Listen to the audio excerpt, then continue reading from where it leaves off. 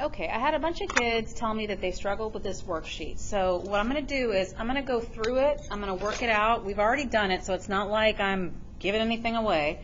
But that way you can kind of understand this a little bit. It's really important that we understand linear key features. I think it's going to be important. What I said in class today was there's no, I can't exactly remember how it goes, but there's no comprehension without basically visualizing. You can't understand something if you can't form a picture of it in your head. So a pitcher holds 32 ounces of lemonade. It has a crack and it leaks lemonade at a rate of 3 ounces per minute. What I told my classes today was literally when I thought of this question, I thought of two separate scenarios popped into my head. The first one was the Kool-Aid guy busting through a wall and not being able to, like, busting through the wall and cracking. So the Kool-Aid guy he has busted through the wall, oh yeah, and then he cracked. And he is leaking lemonade at 3 ounces per minute. Now, that's like Mr. Kool-Aid guy's lifeblood. So the reason I say this is because for these three questions right here, they're asking what does it mean for the situation, and that is a tricky thing to figure out, okay? They're asking you what does it mean in this situation, okay? So the first thing we got to do is figure out what is the value. All right. The more ridiculous, bombastic, insane you make the situation, the more real it's going to feel to you. Okay. So it says write a function representing the amount of lemonade remaining in the pitcher at y after x minutes. Graph the function and label the axes. Okay. So first of all, I think in this situation, so Kool-Aid man right here, Kool-Aid guy busts in right there. That's when he starts to bust through the wall. Okay. And he's got a crack, and he's kind of panicked about it. So after 3 minutes. After 1 minute, he's lost 3 ounces. After 2 minutes, he's lost 3 more. And then 3 more. He's feeling a little woozy right about now. He's starting to get sleepy. Maybe he kind of falls over. He's unconscious. And right about here, between 10 and 11, we kind of lost him. Okay, Kool-Aid man has left the building. All right, now, I would connect this line. I'm not real concerned about connecting the line. I'm going to be honest with you at this point. That's not my primary concern. But there's no reason why I wouldn't connect this line up right here. Okay. So first thing I see, just when I think through the situation, is if I sign my line, I've got negative slope. So I know that my rate of change is going to be negative. I know that I'm going to have y equals negative something x plus b. Now, b is my y-intercept, and I can see right here at 32, that's where my y-intercept, that's my starting point. What am I decreasing? Well, I'm leaking at a rate of 3 ounces per minute. So this is my situation. Now, if you wrote y equals 32 minus 3x, it's also correct. They're the exact same equation. Okay? So now they say, what's the x-intercept? Okay? I'm going to actually do these in a different order. The first thing I like to, the y-intercept is kind of like the first thing that I see. So I'm going to go here to this y-intercept question. The y-intercept is 32. What does it mean? It means we started the pitcher, oops, I can't spell. The pitcher started with 32 ounces. So it started off, it had 32 ounces in it. Okay? Now I think about my slope, which I've already said is negative 3. Well, what happened after it started leaking? It started leaking, so the lemonade is leaking 3 ounces per minute.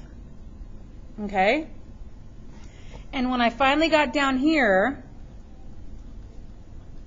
between 10 and 11, that means after 10 to 11 minutes, we ran out of lemonade. Okay? So again, this didn't really mean much to me until I started thinking of this in terms of life and death, okay, of the Kool-Aid man and his plight, okay? Another way that I thought about this, I told my kids this too, is like, what if instead of the Kool-Aid man busting through the wall, I've just got a pitcher leaking in my fridge?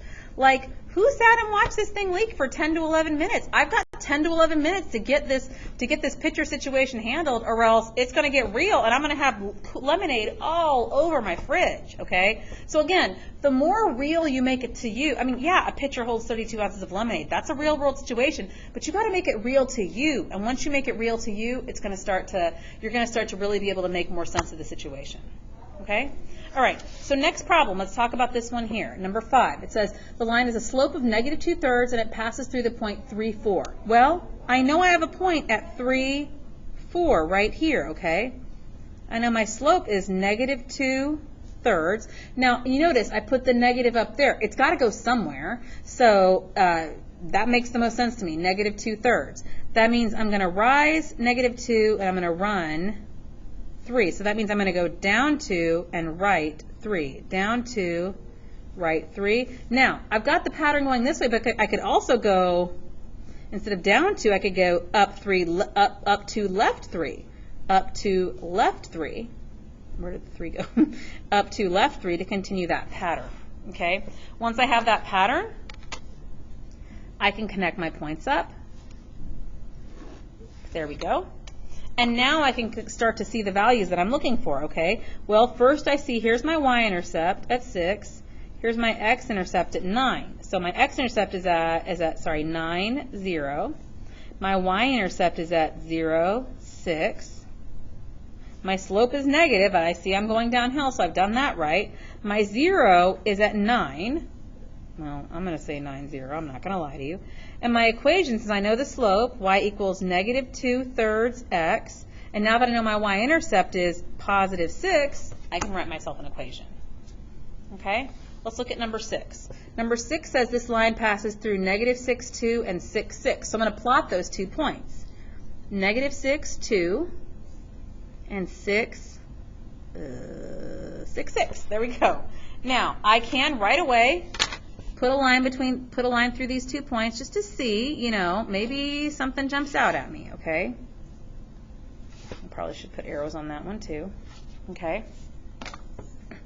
Now, I can actually pretty clearly see right here, my y-intercept is at 0, 4, okay? Now, I need to figure out what my slope is. I lost my pink pen, y'all. Where did my pink pen go? Oh my goodness. Okay, well, you know what? I'm just going to have to be okay with it. All right, so, I'll just use my highlighter here, okay? So, in order to like make my little slope triangle here, well, actually, what should I have done before that? I should have signed this line. And I see that my line has positive slope, so I'm going to put a plus there because I need to know that my slope is positive.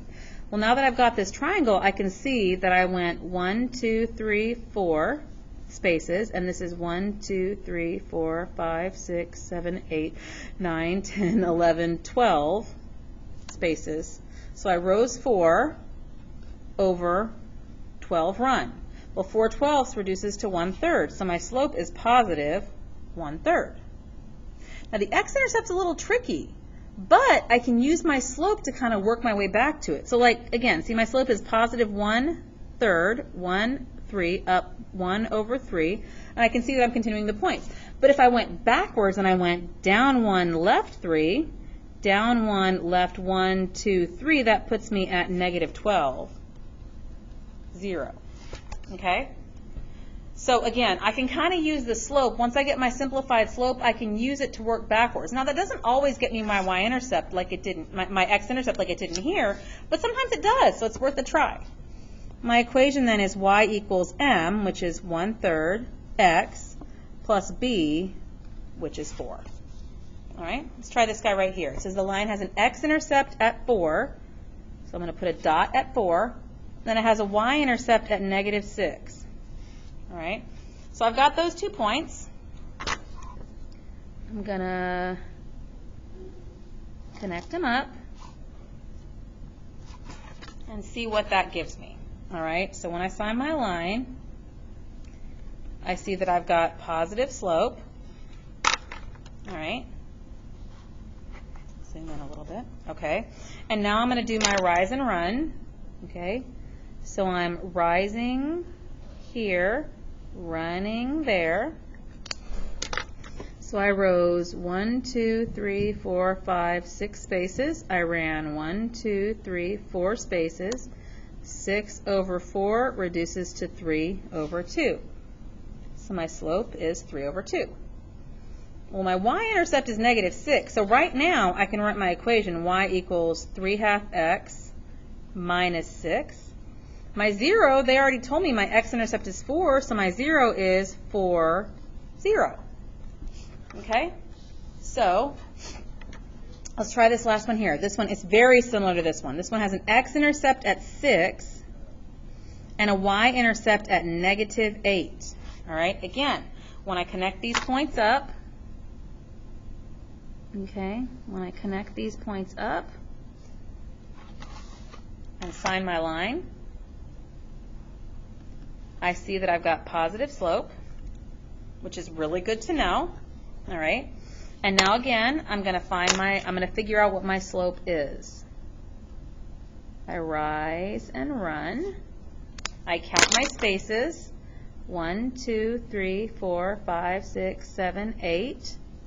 My run is 1, 2, 3, 4, 5, 6.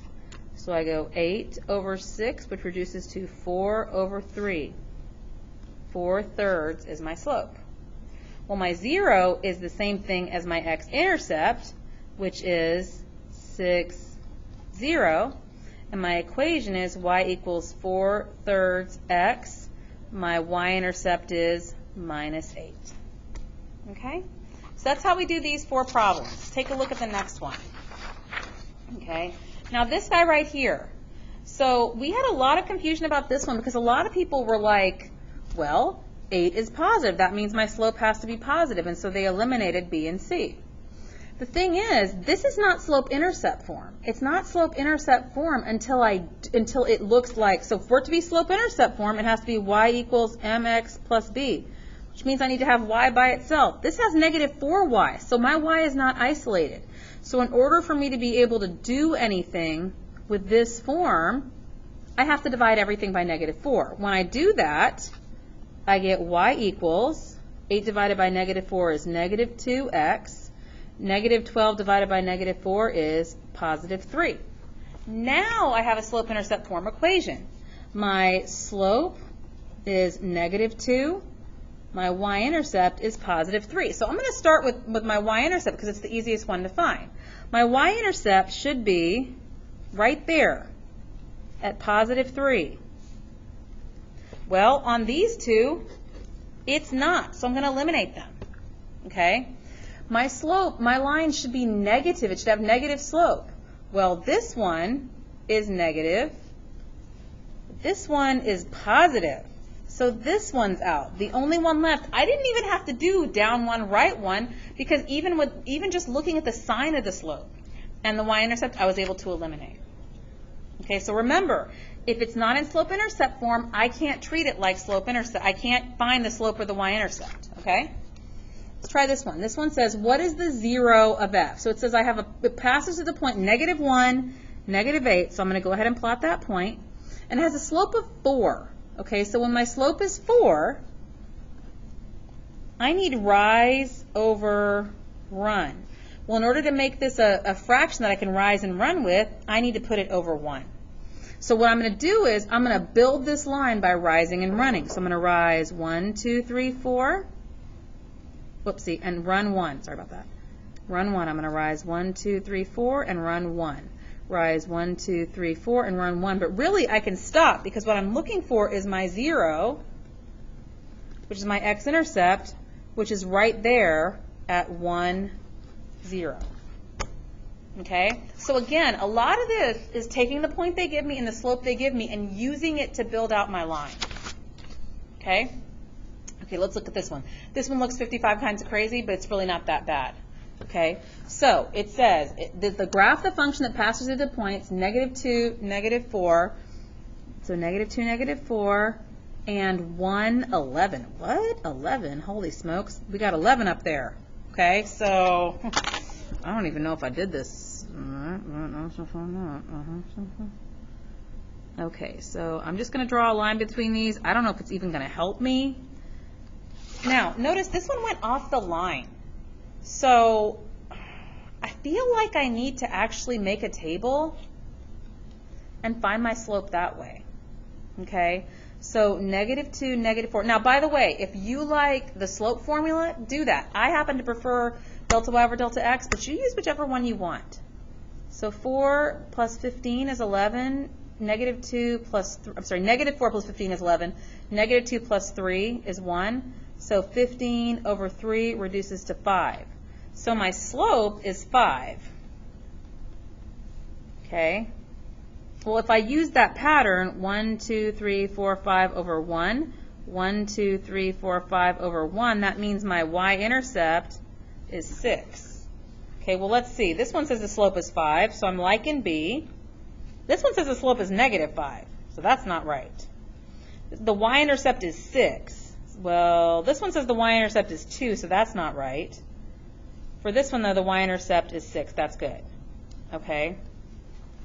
Now they're asking me about the 0. The x-intercept is a 0. The 0. So they're asking me about the 0, so I need to find the 0. Okay.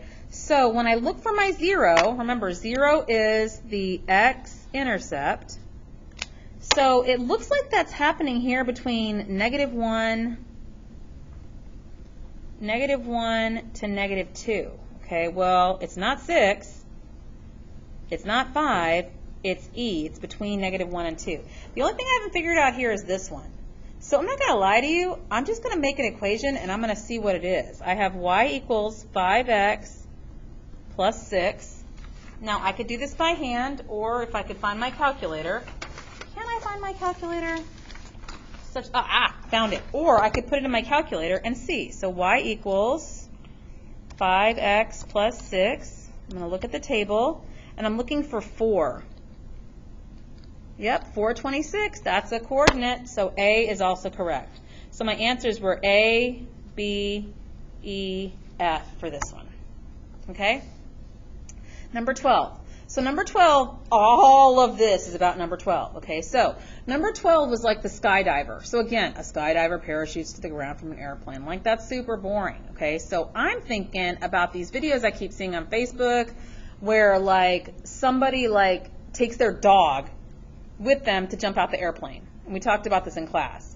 Like, and I'm not thinking about the situation from the person's perspective. I'm thinking about this situation from the dog's perspective, okay?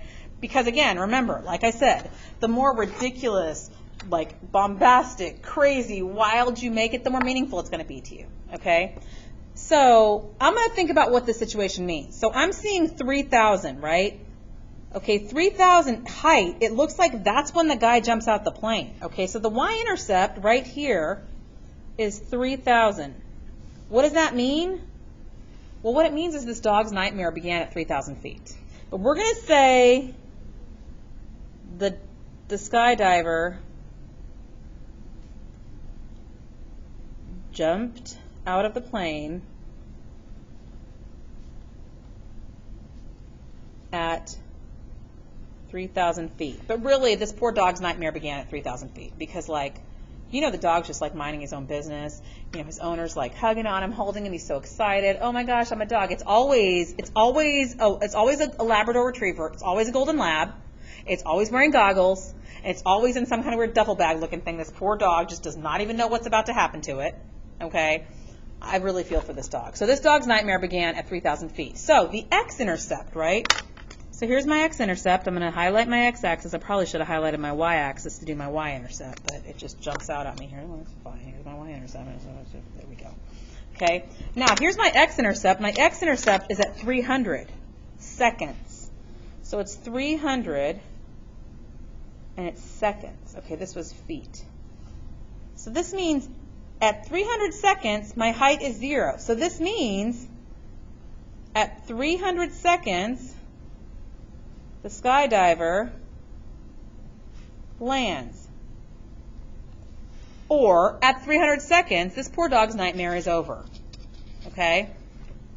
This poor dog. Okay, so now, I need to figure out what the slope is. So that's going to be my rise over run. Well, I already know that it's going to be negative. It's negative both in slope and from this poor dog's perspective. So I know it's negative, so I'm going to write a negative on my slope of the line here. And then I'm going to figure out what my rise and run are. Now, in all the other problems, we've been counting spaces. But look, are each of these spaces worth 1? They are not. Each of these spaces is worth 500. So 5, 10, 15, 20, 25, 30, that's 3,000. So we went down 3,000, and he went over, these are worth 50, 50, 100, 150, 200, 250, 300. Okay, well my calculator says negative 3,000 divided by 300 is negative 10. My slope is negative 10. What does that mean? This poor dog was falling at 10 feet per second. And again, we're going to talk about the skydiver because we're trying to make this all presentable. The skydiver fell at a rate of negative 10 feet per second. But let's be honest, this poor skydiver was torturing their dog. I don't even know what to say, okay? Okay, so we already know, we know our slope is negative 10, I'm going to say x, plus 3,000. If you put y equals 3,000 minus 10x, same thing. What's the zero of our function? 300, 0, which is when the poor dog had zero terror. Okay, again, the more crazy you make it, the more meaningful it is to you, the more you're going to understand the situation. So take this situation, just kind of like punch it up a little bit, just give it a little razzle dazzle. Okay, now let's look at this last part. It says the independent variable of the function is. Independent is x. Well, what's my x? My x is time. And again, these questions refer to this graph. Well, my dependent variable is y. What's my y variable? It's height. Is my value increasing or decreasing over time? Well, we're going downhill. This is decreasing. And the situation represents A. It says linear or nonlinear. This is a straight line. This is going to be a linear function. Okay? Hopefully this helps you. I know you guys were you were struggling a little bit with this one, but again, like all we're doing is plotting points, using slope, moving along a line, trying to make sense of what we're seeing. Hopefully this helped you.